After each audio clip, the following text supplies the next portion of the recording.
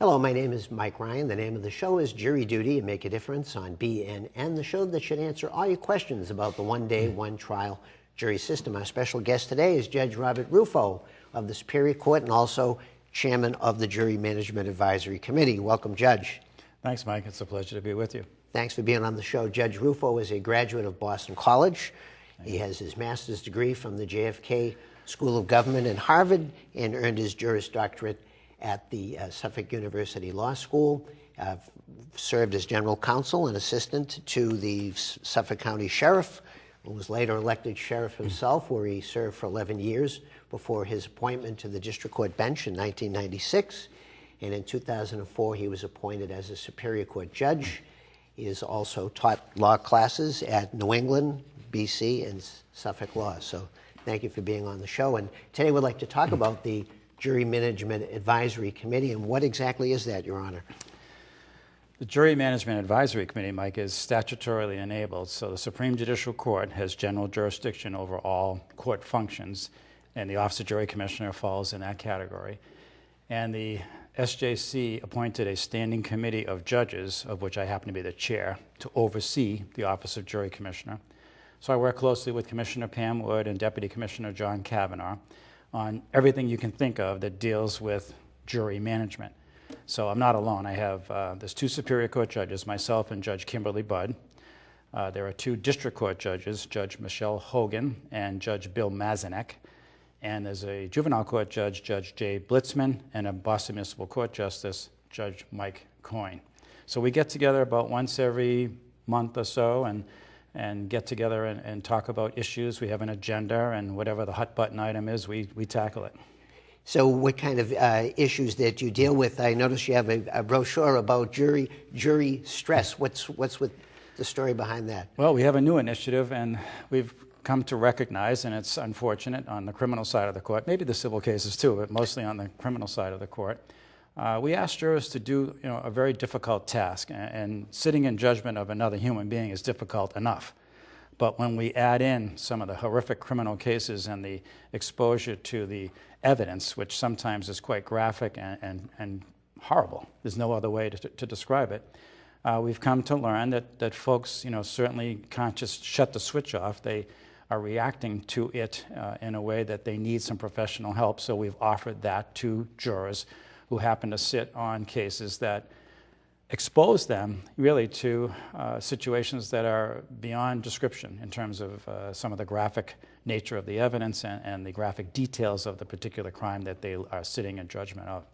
So we started a stress management program, and we have a brochure. It's on our website, www.mass.gov/jury, and this brochure is available, and we pass it out to the jurors at the courthouses as well. You mentioned that to the jurors, that this is available at the conclusion of a tough trial? I do. I'm one of the judges that goes and speaks to the jury after they return a verdict. Some judges don't, but I think it's important that we should. And it's a time for them to sort of decompress, and I try to allay their fears and concerns and talk about as much as they want. I stay with them for as long as they want, and I can't stay with them for the rest of the time, and then they go back to their normal daily routine. And sometimes things don't manifest themselves right away, so we offer this as an option to call back and get professional help and guidance. So it's something that, as you say, if it was a tough criminal trial with some really scary evidence, it could be quite traumatic for some of the jurors. Absolutely, and it is. Some of the issues that you deal with the Jury Management Advisory Committee. You also study the number of jurors who go to each particular courthouse under the aegis of jury utilization. What does that mean? Jury utilization, boiled down to its simplest terms, is that we don't want to inconvenience folks. People get a summons for jury service. Say, oh my goodness, I have to go to a courthouse. What am I going to do? They get all stressed out over that before they even come to the courthouse. But you don't have a brochure on that. No, we don't have a brochure. But I go in and talk to them in the morning. I greet the jurors and explain what's going on and try to put them at ease. And then we try our best to sort of predict. It's like sometimes predicting the weather, but we try to predict when we are absolutely positively going to go through the selection process, which is called impanelment. And we're not going to bring jurors in for nothing, only to turn them around and send them home because they have to take a day off from work. They have to get child care, whatever the issue is. It's an inconvenience, and we recognize that. So we've really worked hard over the last 7 or 8 years to improve juror utilization so that when we know we don't need them, we can cancel them. They call up. They can go online now and find out if they're needed for the next day. So we've really used technology to try to prevent people from coming to the courthouses for no reason at all if they're not needed. And it's also a cost-saving measure, is it not? Absolutely. It saves money for both the litigants, the staff, the courthouses, the jurors themselves don't have to take a day. A lot of people are self-employed. We're not, ignorant of that. So someone who's self-employed, what are they going to do, pay themselves? So we understand that, and it's just a question of treating jurors with the dignity and respect that they deserve. So it seems that the JMAC is very sensitive to juror needs. Absolutely. That's part of why we're there. We're there to give the judge perspective. Not that you folks in the Office of Jury Commissioner don't have that, but you don't. So we're on the front lines. We're hearing from jurors, what their concerns are, and no one likes to be inconvenienced. So that's a major issue that we focused on. Now, you also oversee all the many materials besides the brochure that the Office of Jury Commissioner uses. Things like the confidential juror questionnaire has gone through several revisions. It has. And again, this is about sensitivity. So we're asking folks to give us information about them that is confidential, and we maintain their confidentiality very strictly. But we also have to walk that fine line of, can you tell us a little bit about your beliefs and background and experiences of life that could possibly encroach upon these two words? You know what they are. Can you be fair? Can you be impartial? If you can't be fair and impartial, that's a problem, and we don't want to have folks subjected to jurors that can't be fair and impartial, because that goes right up against the constitutional guarantee of a right to a trial by jury from a cross-section of the community that can be fair and impartial. So we're going right back to Article 7 Bill of Rights, right? This is what we all learned in high school. And so that's dovetails, and it's a long answer to your question, but okay. It's important that folks understand that we're not trying to get information about them, we're just trying to use it for purposes of impanelment. Then, after the impanelment's over, we shred the confidential juror questionnaires. They're not kept by the court, by me or anybody else. And only those confidential juror questionnaires that are used for an impanelment, for people who are sitting on the jury, are kept, but they're impounded, they're kept under lock and key in the clerk's office. And juries should sign them truthfully, correct? It's under the pain of perjury? It is. And we tell them that up front. So, we are concerned about folks who would not tell us the truth with respect to their background, and that can cause problems. It can even invoke possible criminal prosecution. So we're very nice about it, but we want to let them know that this is a serious matter. And we also prey on their own good judgment, saying, folks, think of it this way. If you were being tried, or you had a civil case that was being tried in front of a jury, you'd want the jurors to be as pure as the driven snow, to be in judgment of you or your case, as though it was something that made a difference, because we're not trying to put people on the jury that have some sort of bias on leaning one way or the other. You also, the jury management advisory committees had to deal with this voir dire pilot project. I know you're on the committee. Could you tell us a little what that entails? You've been studying me, Mike? Yes, I religiously. We've had a busy couple of years. In February of 2014, so it's been just over a year now, the legislature passed a law that took effect February of 2015. So it's only been around for about 35 weeks now, that allows attorneys, this is brand new, not only can the judge ask the jurors questions now, but the attorneys can ask questions in what we call voir dire, which is to inquire. So after I ask a bunch of questions, not overly intrusive, but just general questions about their experiences of life, background. For example, if somebody is the second cousin or first cousin or brother or sister of the arresting police officer in a criminal case, they probably can't sit in judgment of their brother or sister who made the arrest. It makes sense. But beyond that now, the attorneys can ask questions of the jurors, not overly intrusive, all watched carefully by the judge. But it's actually been very, very well received and well implemented. So we have a standing order that protects the jurors' confidentiality. We have the attorneys tell us in advance what topics they wish to explore, and it's really worked right. It's sort of a good homogenizing effect of the whole process of jury selection. So it's a new initiative. We're watching it. We're keeping statistics on it, And I have to give a report to the Supreme Judicial Court at the end of this calendar year about how we have implemented it. So you've done several trials with this attorney have. participating voir dire? I have. I've done about 12 since we started just in February. So from February to now, the end of September, about 12 of them. So prior to this, lawyers could not ask jurors or prospective jurors, only the judge could. That's right. But it was been allowed in other states. It has. Attorney participation in voir dire is not brand new, a new concept, but it's a jury innovation. So we're all about looking at innovation. Sometimes innovation's good, sometimes it's bad, just like technology. Sure. But at the same time, it's something that we embraced. The legislature thought it was a good idea to start in the Superior Court.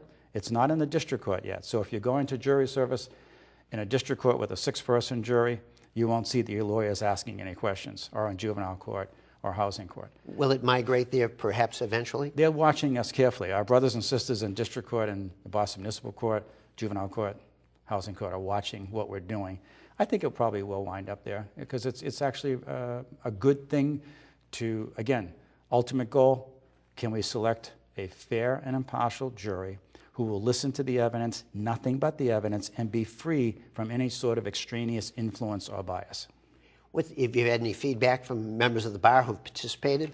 Yeah, I routinely speak to the attorneys after a trial, after the verdict is in. Can't talk to them during the trial, but after the verdict is in, they tell me that they've enjoyed it. They learn, too, from it because it's new to them. So we've had training programs. Judge Maina Kirpalani, who's my colleague on the committee, has been one of the leaders in terms of providing training for the members of the bar, and Judge Peter Laureate, who's a former JMAC, Jury Management Advisory Committee member. So Judge Laureate and Judge Kirpalani have been out there going to MCLE programs and continuing education programs, and yours truly has as well. So it's a new wrinkle for members of the bar, regardless of their experience. It is. Yeah, even senior practitioners, it's brand new for them, and some of them like it, and some of them don't like it. But it's good. It's all good stuff. Any reaction from jurors who've been in these trials with the attorneys participating? I think it's actually added to the integrity of the process because the jurors get an idea that this is serious. What they're going through. They sort of grasp the seriousness of it right away. When they see what's going on, and we bring the jurors to the sidebar, and we're very, professional and kind to them, and say good morning, and ask them how they're doing, and we inquire about stuff that's on their confidential juror questionnaire. Some of it's fun. It's interesting about some of the occupations that we see, and we ask about how their children are doing, if they have any, or they're retired, and I'll always say, well, what did you retire from? And people like to talk about their careers or whatever it is. Do the lawyers talk to the jurors while they're in the jury box or when they're out in the gallery in the courtroom? Well, there's two methods. What you just alluded to was the most prevalent method that I've seen so far, and it's not anecdotal, I have statistics on this. The far majority of the cases so far have been what we call sidebar, individual voir dire, out of the presence of the whole jury pool. Because people are shy. They don't want to start answering questions in front of the whole group. I prefer that method myself, and that's the only method that I've used. The other methodology that's been employed is what's called panel voir dire, where, like you said, Mike, they will ask the questions of the entire jury pool out in the courtroom, just sort of like in a theater. But I think that has its limitations because people don't like to be called upon in class, they don't like to be singled out, and they don't want to start answering questions about their personal background, for strangers to consume, the information. So just my view. But that's an exciting innovation in the Superior Court. It is, and we've worked hard on it, and we've paid attention to it. I got information on all the other states. There's 32 other states that do it. I got all of their protocols, all of their information about it. We got an assistance grant from the National Center from State Courts. This woman, Paula Hannaford Agor from Alexandria, Virginia, has been up to help us do it, and Pam Wood knows her very well, the jury commissioner, and Commissioner Wood has stayed right on top of me about this issue, and we work well together. Now you have to deal with some other issues on the JMAC, such as jury duty scams that happen every once in a while. They do, and it seems like everybody's thinking of ways to scam other people, whether it has to do with credit cards, identity fraud, and now we're in this modality, which is a tad bit crazy, but yep, we have actually on the website, There's a click of a button. You can check out what the latest scam is. I mean, why somebody would want to scam somebody about jury service doesn't make much sense to me, but it has happened, and we've been alerted to it, and we've notified the Attorney General's office. The state police forensics folks are watching it from a computer perspective. If someone uses a computer improperly, they could be subjected to criminal penalties for that. So, yes, we're on to that as well. I can't believe how much homework you've done about this. This is very interesting. Well, the other thing is social media, which is evidently becoming a problem not only in this country but in Great Britain. That's something that the JMAC has wrestled with, correct? Yes. So here's what's going on. I sound like almost my father. When I went to law school, we didn't have computers. We used books. There was no such thing as even a cellular telephone. That's how old I am. Now all of a sudden, we have people in the courthouse with a smartphone. You name the brand, they have it. Yeah. And it has unbelievable capabilities. So we're trying to caution jurors that we really don't want them to get exposure to extraneous influences through social media, Facebook, Instagram. Guess what? Guess where I am? Texting, none of that. So we don't pull phones away from folks, although some judges do. I don't. I pray again on their good sense and judgment and say, if you have an emergency, you need to use your phone, no problem. Let us know. We'll shut down. You can do that. But we're not going to allow you to use your phone for illegal purposes or illicit purposes, or even purposes that aren't illegal or illicit, but you might think are okay, but you can't get extraneous information. We don't want people going on Google Earth and looking at the intersection of an accident. We don't want people starting to Google the parties and get information about one of the litigants that they shouldn't have because it doesn't come from within the courtroom. Believe it or not, we still try cases the old-fashioned way based on the evidence and nothing but the evidence that comes from within inside the courtroom. Not because we have a robot or HAL 2000 from 2001, A Space Odyssey, to feed the information in, and he or she or it will tell us what that computer thinks. We haven't got there yet. So we tell folks, that we embrace technology. We use it in the Office of Jury Commissioner. We use it in the court system. I use a computer every day of the week, and I've learned how to do that. But we don't want them to go on to social media to get information they should not have. And you warn your prospective jurors before the start of every trial, correct? Sure, that we have crafted a model jury instruction, which pretty much every judge uses, that goes through the whole litany. And then we explain the rationale for it. There's one thing, and I learned this even at an early age. You don't just say, don't do it, because then people say, aha, maybe I want to do this, or explore how to do it, or accomplish it, I should say, if I can speak. So we prey on their good sense, again, of judgment and commitment and civic duty and explain the rationale as to why we don't want them to do it. And people are really good about it. And there are posters, too, in all the jury rooms? We have posters in the shape of an iPhone or a smartphone, so it catches their attention.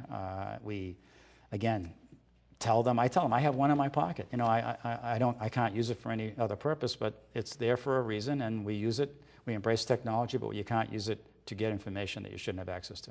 So that we always tell jurors you can bring all your electronic devices while you're waiting to go to court, but once you're in the courtroom, silence your devices. Absolutely. A lot of people bring their iPad or tablet, because they want to read the newspaper or a book or whatever, and we encourage that, but we can't allow them to use it to get information from an extraneous source.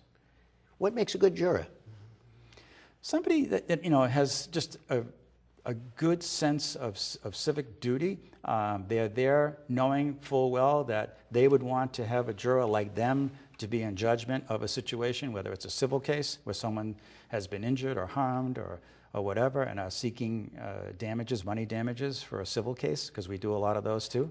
And then, of course, on the criminal side of the court, someone who can sit in judgment of another person, looking at the conduct of that person, and understanding the high standard of proof.